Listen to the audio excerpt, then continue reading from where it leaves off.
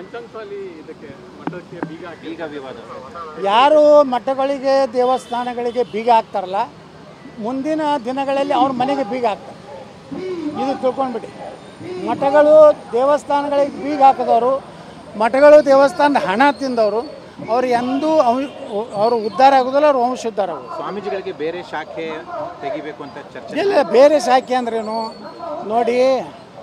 ಈಗ ಮಠಾಧೀಶರು ಇಡೀ ವೀರಶೈವ ಲಿಂಗಾಯತರು ಅಷ್ಟೇ ಅಲ್ಲ, ಇವತ್ತು ನಾವು ವಾಲ್ಮೀಕಿ ಜನಾಂಗಕ್ಕೆ 7% ಕೊಡಬೇಕಂತ ಹೋರಾಟ ಮಾಡಿದವರು, ಹಾಲ ಮತ್ತು ಕುರುಬ ಸಮಾಜ ಎಷ್ಟಿಗೆ ಸೇರಿಸ್ಬೇಕಂತ ಹೋರಾಟ ಮಾಡಿದವರು, SC STಗೆ ಮೀಸಲಾತಿ ಪ್ರಮಾಣ ಹೆಚ್ಚು ಮಾಡ್ಬೇಕಂತ ಹೋರಾಟ ಮಾಡಿದ್ದೀವಿ.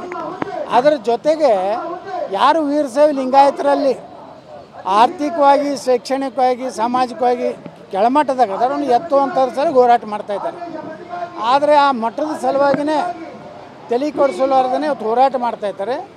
ನಾವೆಲ್ಲ ನಿರ್ಣಯ ಮಾಡಿದ್ದೀವಿ, ಕೂಡಲ ಸಂಗಮದಲ್ಲಿ ಒಂದು ಕೇಂದ್ರ ಇಟ್ಟುಕೊಂಡು ಹುಬ್ಬಳ್ಳಿ ಧಾರವಾಡ ಮಧ್ಯದಲ್ಲಿ 1,000 ಮಕ್ಕಳಿಗೆ ಈಗೇನು ನಮ್ಮ ಕೋಚಿಂಗ್ ಬರ್ತಾರಲ್ಲ, KPSC ಕೋಚಿಂಗ್ ಆಗಲಿ, ಪೊಲೀಸ್ ಟ್ರೈನಿಂಗ್ ಆಗಲಿ, ಯಾವುದೇ ಯುವಕರು ಏನೋ ಧಾರವಾಡ ಕೋಚಿಂಗ್ ಬರ್ತಾರಲ್ಲ ಅಂಥ ಮಕ್ಕಳಿಗೆ 1,000 ಮಕ್ಕಳು ಮುಂಜಾನೆ ಪ್ರಸಾದ, ಮಧ್ಯಾಹ್ನ ಊಟ, ರಾತ್ರಿ ಊಟ ಕೊಟ್ಟು ಒಂದು ಒಳ್ಳೆಯ ಲೈಬ್ರರಿ ತೆಗೆದು ಒಂದು 4-5 ಎಕರೆ ತೊಗೊಂಡು 1,000 ಅಂದರೆ 100ರಲ್ಲಿ 50% ನಮ್ಮ ಜನಾಂಗದವ್ರು, 50% ಒಳಗೆ SC ST ಬ್ಯಾಕ್ವರ್ಡ್ ಯಾರೇ ಇರಲಿ ಜಾತಿ ನೋಡಲಾರ್ದೇ ಅಂಥ ಮಕ್ಕಳಿಗೆ ಒಂದು ಹಂಗೆ ತುಮಕೂರು ಸಿದ್ಧಗಂಗಾ ಮಠ ಅದೇ ಮಾದರಿಯಲ್ಲಿ ನಾವು ಹುಬ್ಬಳ್ಳಿ ಧಾರವಾಡ ಮತ್ತು ಬೆಳಗಾವಿ ಮಧ್ಯದಲ್ಲಿ ಮಾಡ್ತಾಯಿದ್ದೀವಿ.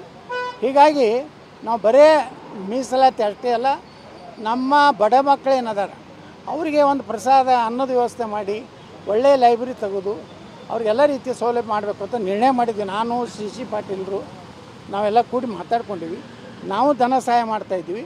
ಆದರೆ ಒಂದೇ ಸರತ್ ನಾವು ಹೇಳಿದ್ವಿ 50% ನಮ್ಮ ಸಮಾಜಕ್ಕೂ, ಇನ್ನು 50% ಅಲ್ಲಿ SC ST ಬ್ಯಾಕ್ವರ್ಡ್ಸು ಯಾವುದೇ ಜಾತಿಯವರಿಲ್ಲ ಅವ್ರಿಗೂ ಕೊಟ್ಟು ಇಡೀ ಸಮಾಜದಲ್ಲಿರುವಂಥ ಬಡ ಮಕ್ಕಳೇನು ಇವತ್ತು ನಮ್ಮಲ್ಲಿ ಬಿಜಾಪುರನಲ್ಲಿ ಕೋಚಿಂಗ್ ಬರ್ತಾರೆ ಪಾಪ, ಅವರೆಲ್ಲ ಯಾವುದೋ ಲಗ್ನ ನಡೆದ್ರೆ ಅಲ್ಲಿ ಬಂದು ನಿಲ್ತಾರೆ, ಯಾವುದೋ ಒಂದು ಶುಭ ಕಾರ್ಯ ಅಂದರೆ ಅಷ್ಟು ಬಡತನದಿಂದ ಇವತ್ತು ಒಂದು ಏನೋ ಸರ್ಕಾರಿ ನೌಕರಿ ಪಡಿಬೇಕಂತ ಪ್ರಯತ್ನ ಮಾಡ್ತಾ ಇದ್ದಾರೆ.